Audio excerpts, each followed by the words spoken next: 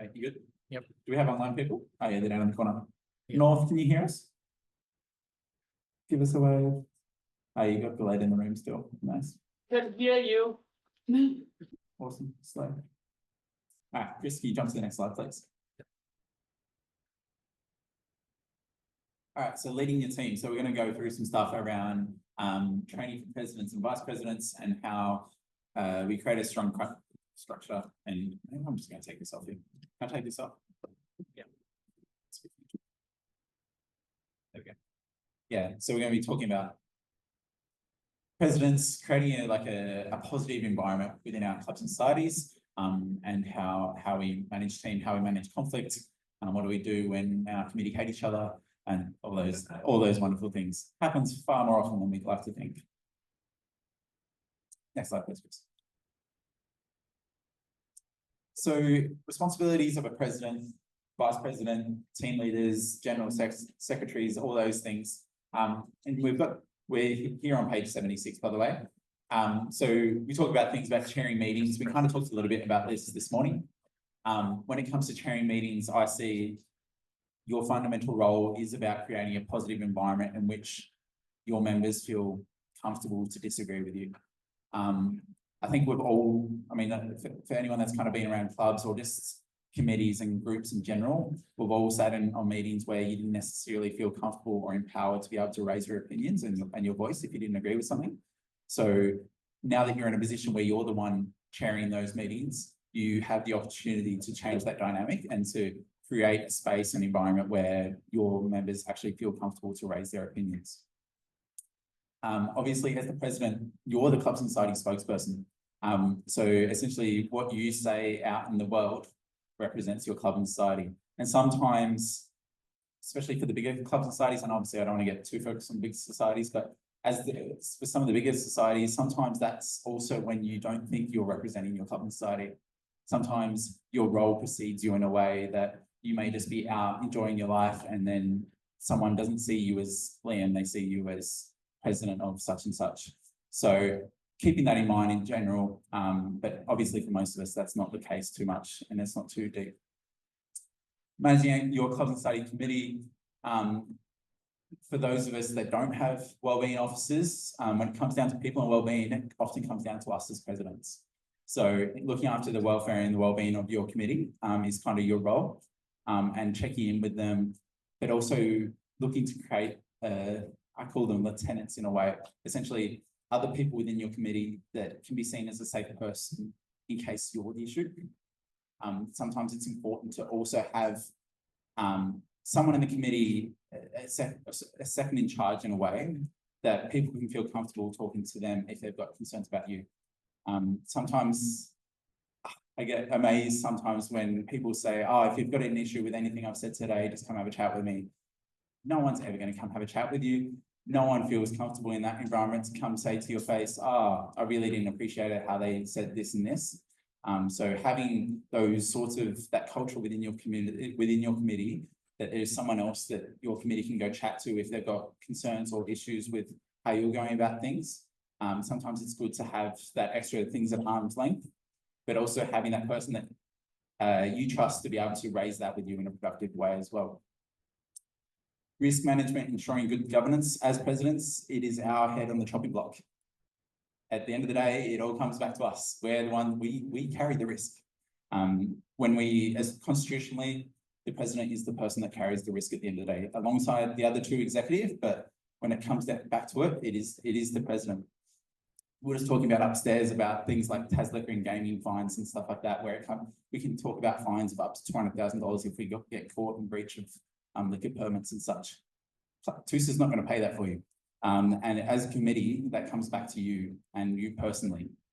So when you're putting your name on these things as president, making sure you want to be the fun, good-hearted president, but also when things are going against risk assessments, going against liquor permits and such like that, you are fundamentally the person that carries that risk. President is also in charge of strategic planning and looking forward to the year ahead. Sometimes it's harder within the day-to-day of a committee and all you can think about is the next day, the next event, just keep things going, just get people to show up to the next meeting, get your treasurer to actually submit a financial report, get your secretary to actually send out the minutes, that sometimes we don't have the capacity or the mindset to think bigger. It's important to allow time within your year to think, okay, it's important to focus on the operations and the day-to-day, but at some point we've got to think, sometimes we focus so much on putting a band-aid on what we see, what the symptom of a problem is, but we never think what the causes are. So then that comes back to strategic planning of being able to step back, look at things from a third eye, and recognize actually that's the symptom that I'm seeing, but the source of that problem is actually all the way back here in the constitution somewhere or something, anything like that.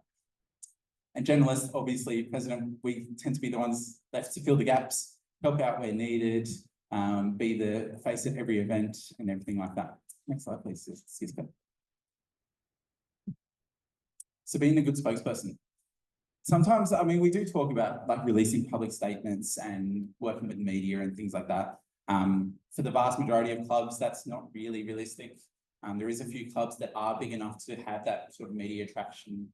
Look at the Environment Society, they've obviously getting a lot of media traction with their Hobart City Council grant and their work with Hobart City Council at the moment. Law Society always loves to get involved in the media, but for a lot of us, that's not necessarily realistic. Our day-to-day is much more focused on trying to deal with our lecturers if we're an academic society and trying to get our lecturers to give us a storage space. It's trying to deal with TUSA who keep annoying you about doing these stupid risk assessments that you can't stand, or telling you to use QPay and all these different things. So managing those relationships is really huge as a president. We'll go to the next one. So what does good team management look like? So as I mentioned, I mean, I feel like I'm kind of repeating myself here, but as I mentioned before, secretaries and treasurers are important, but as president, it is important to have that strong grasp on how risks are being dealt with, how policies and procedures are followed, and how good governance is achieved.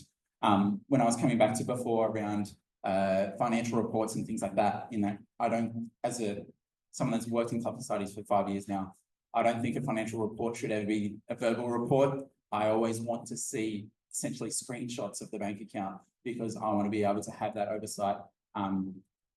It does happen more often than we think that clubs and societies get themselves into issues in terms of governance of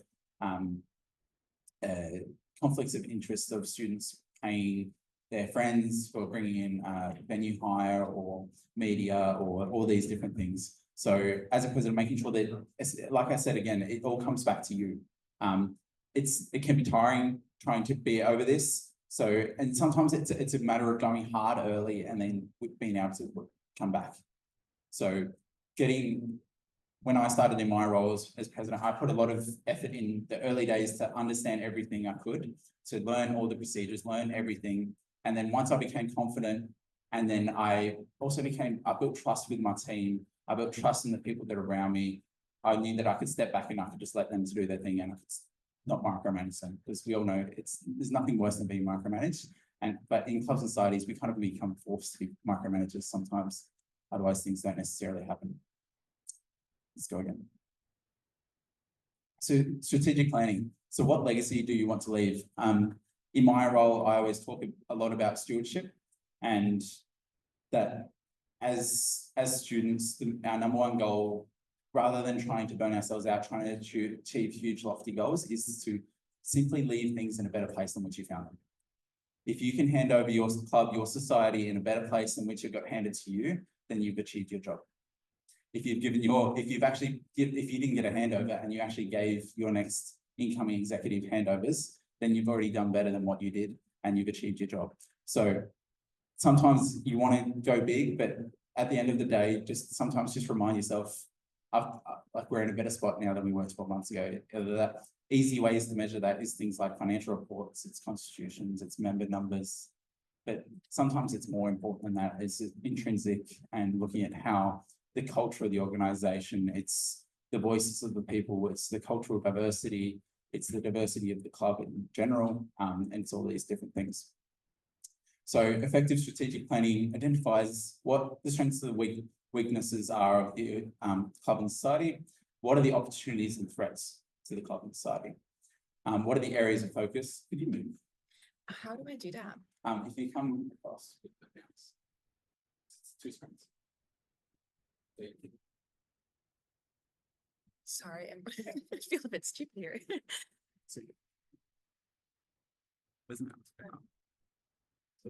Oh, I see. Yeah.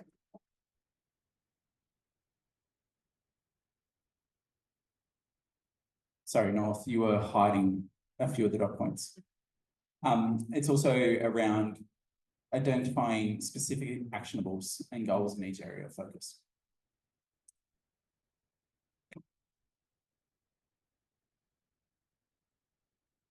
And this comes back to what I was saying earlier around not micromanaging our team. Delegation is key. As we talked about, president's job is pretty much everything and anything. So that's where delegation is key to not burn ourselves out. We're all volunteers. We all care too much, but you will burn yourself out if you try to do everything. So building those lieutenants that you can delegate to, those people that you trust within your committee that you can hand over things to, and you know, you can check back in every now and then, and you can trust that they will ask you for help when they need it. But being able to hand over to them and that you trust that they'll be able to do the job is really important. And that comes back to the culture of the organization again. So yeah, learn how to assign tasks and build in accountabilities to everyone's positions. There is like a position description included in here. Like TUSA has templates for position descriptions for pretty much all the generic clubs and societies executive roles. Taking one of those and adding your own flair to it, adding your own actionables, accountables, they can be a little bit finicky and sometimes it can become bureaucracy gone mad, but as a good starting point, it is a good way to just get everyone on the same page, get rid of the grey areas, line up who's exactly responsible for what, whose job is what, and getting that happening just there. Regular meetings are a good way to assign tasks and ask for updates, those action items that we were talking about this morning.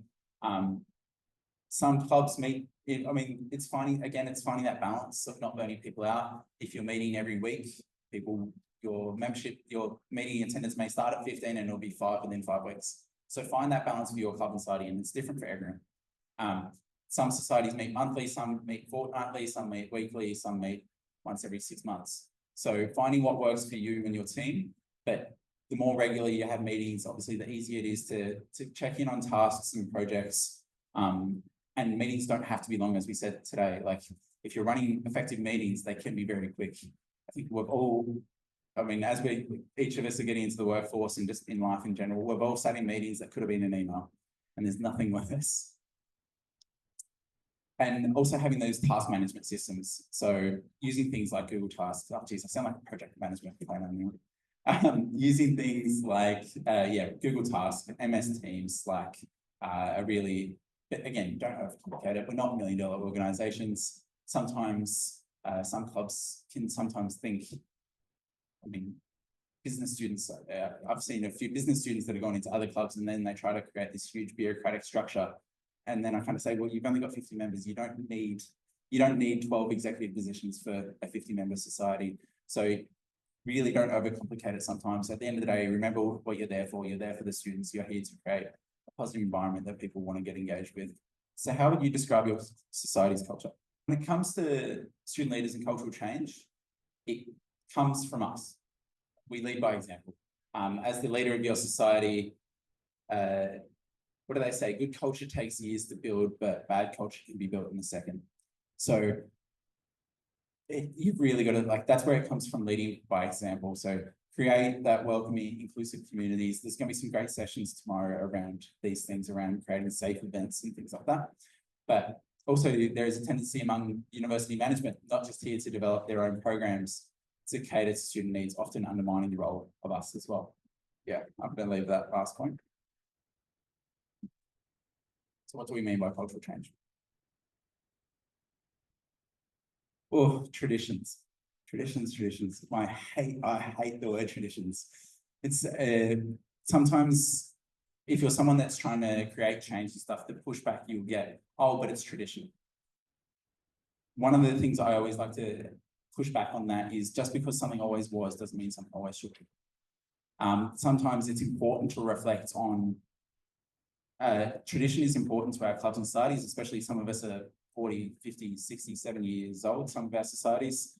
and they can be important and integral, but that doesn't mean that society can't modernize around it as well.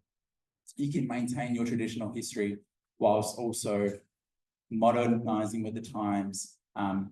You know, for an example, obviously colleges around Australia have undergone huge cultural change and are still undergoing huge cultural change around things like, what do you call it? What's the word for like when new students come in? No, like when they like, where they like basically hazing, yes. Yeah, so getting rid of things like hazing. So sometimes it's important when we came back to looking back at the sources of problems and things like that earlier, sometimes it can be in traditions. It can be the easiest way, sometimes the easiest places for issues to hide is in traditions because they're protected by the fact that, oh, it always has been that way, so it should be that way. So when we're looking at, we've got to get that third person perspective on if your society is having issues and cultures, looking at where are things coming from, and it could very well be traditions. Yeah, we talk about, sometimes I look through the history books of events that TU used to hold in the past, and I look at them and I'm like, geez, thank God that doesn't still happen today. Like there's, just because people often talk about the good old days, but then really rose tinted glasses, you're like, would you really have wanted to be, I mean, it may be great for the top 10% of the students, but for a lot of the students, it may actually be a really horrible experience. Sometimes, this one's a big one as well, previous generations and office holders. Some clubs and societies do have immediate past present roles as part of their societies, but sometimes that can also be a barrier as well, in that sometimes you can have people that just want to keep holding on and don't necessarily want to hand over, or they're very protective of the society. Peer pressure is obviously a big issue. Again, it comes back to those cultural of your society and creating environments that people feel safe to raise concerns, to voice their opinions, and that's where, and to speak out. That first point is really big. Perspective is key. Like I just said, sometimes we miss issues within our clubs and societies because 90% of students are having a great time. But sometimes you need to step back and put yourself in the perspective of the most vulnerable student in your society. Out of all your events, which ones would you think would cater to them? I mean, we're just talking upstairs, and I know for the awards tomorrow night, there was very few applications for online awards this year. And there was and I believe, I mean, it's a mixture of clubs not applying, but also there was very few online events, and we're getting away from a lot of clubs now that we're back on campus, have stopped thinking about, oh, what are we doing for online students? So things like that, creating environments, again, it's culture, we're talking about that. I feel like I'm repeating myself here now, but always keep asking why.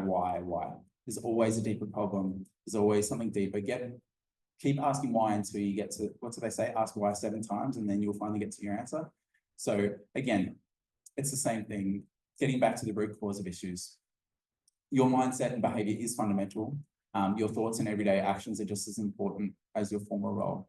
And again, like I said a little bit earlier, as president, sometimes your role precedes you, and sometimes you think you're not being in your presidential role, but everyone around you still is.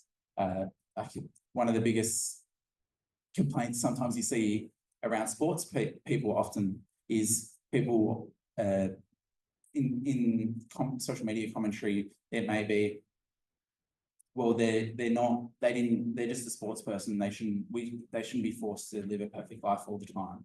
At the end of the day, it's part of the role. It's part of, by going into that field, you accept the reality that it's not just, your personal life isn't really your personal life anymore. And you need to be accountable for your actions at all times. So what can you do today? When planning any activity, event, or initiative, start with the why. Do this even if the event has been running for years, and identify the needs for members. That's the same as what we've been saying. Keep going. Awesome.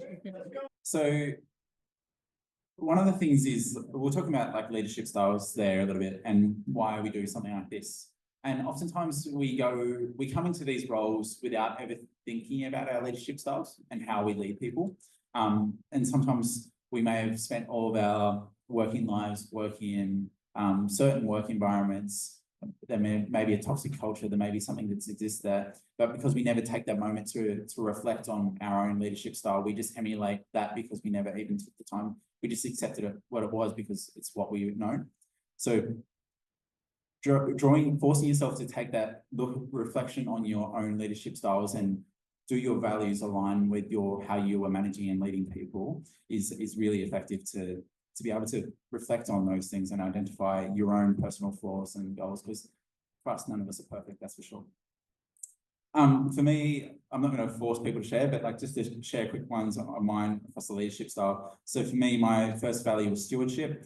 And what that looked like as a leadership style was to be effective and output focused, and trying to do that whilst also balancing it with focus on people, and that people are able to be sustainable and such, to essentially aligning with that stewardship aspect. Whereas my second value is love, which is once really became a value.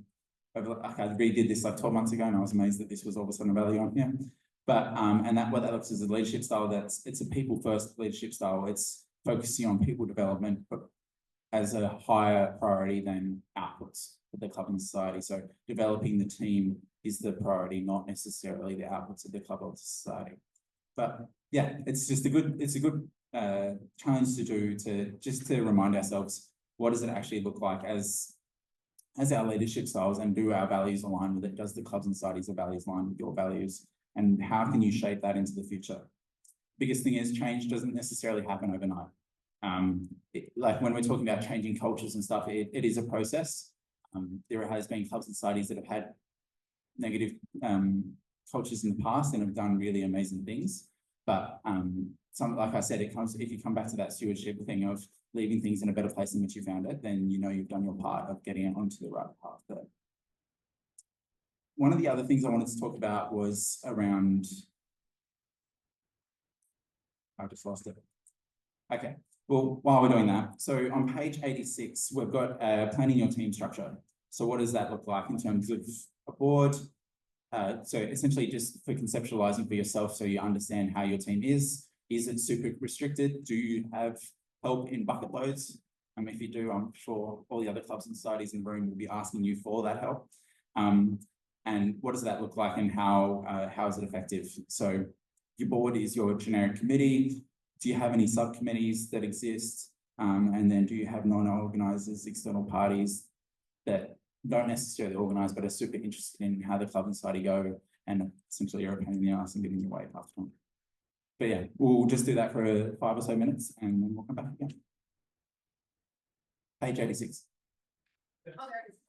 All right, just to finish up, I wanted to get up the TUSA clubs and societies complaints procedure, and it's a flow chart for us to follow. I should probably take this off here so I can walk with it. So this isn't in the guidebook, which is annoying. I don't know why it's not. I'm going to tell someone off. Hopefully it's in for tomorrow. But it is linked on our website, and I'll put a link somewhere in a second. Sorry. But so essentially we've created, this is a new one that's been created this year, a flow chart for clubs and societies to be able to follow when you have students that have concerns around where to go to, what are the local ways to go. So to start off with, firstly starting with, do you feel comfortable raising the issue directly with those involved? If it's a yes, then you can go for a direct resolution, where you discuss the issue with those involved and politely request behaviour to cease. The issue is resolved, but if the behaviour continues despite attempt to resolve, then you go to a local resolution. So if it's a no, and then it could be a local resolution, then you look to seek assistance from us at TUSA or another senior authority, such as the TUSA General Manager or UTAS, and management identify causes of issue and implement strategies to address concerns, and parties dissatisfied with local resolution may lodge a formal complaint. And then you have formal resolutions, and on our website, we now have updated formal complaint processes and such, but also the university is starting to update their stuff as well around this as well. And then there's also the University Safe and Fair Community Unit, which no doubt in the next 3 months is going to get rebranded. But for now, it's still called Safe and Fair Community Unit, which is the university's formal complaints department, which is also there as well. So as leaders, obviously, it's important to be aware of what these sorts of procedures look like and what's the correct path to follow for that. And just with that as well, obviously, when we're talking about welfare and all these things, it can start to become quite overwhelming. And that's why, I mean, tomorrow we're going to be doing a session on safe party events and such like that. But also next year, there's also going to be drug and alcohol awareness training, sexual assault first aid training, and also mental health first aid as well. So as presidents, make sure you take advantage of that. Start getting yourself a bit more comfortable. I don't know that it gets any easier. Someone that's done it for a few years, yeah. But make sure, give yourself the support, take advantage of the trainings that we provide to you. If things get too heavy and too big, that's where TUSA is here. Like the president, Jack I'll also be around for a little while longer. Jack will be there, Renee's there, Shauna Lee's there. We're all people, you can always come and talk to us. We know how to be confidential with it if you want it to be confidential. It can be as confidential as you want it, or it can be as public as you want it to be. But sometimes as president, you can feel a little bit isolated in that you've got no one to support you, and that's why we're here. But also you've got the university as well and things like that. But just making us all aware, I'll put a link, I'll put the website up as well, so we can figure out where this is. Sorry that it's not in the handbook, it should be. But I think Chris has been running around trying to update this handbook in the last week since Clubs and Society events finished up. So I'll give him now for one. But yes, and yeah, thank you. I think we're nearly at 3:30. So pretty much this is the last session of the day. I believe there's going to be a social session. There should be some free drinks and food, hopefully something alcoholic because I need it. But and it's pretty much stuff for the day. Yes. Sharp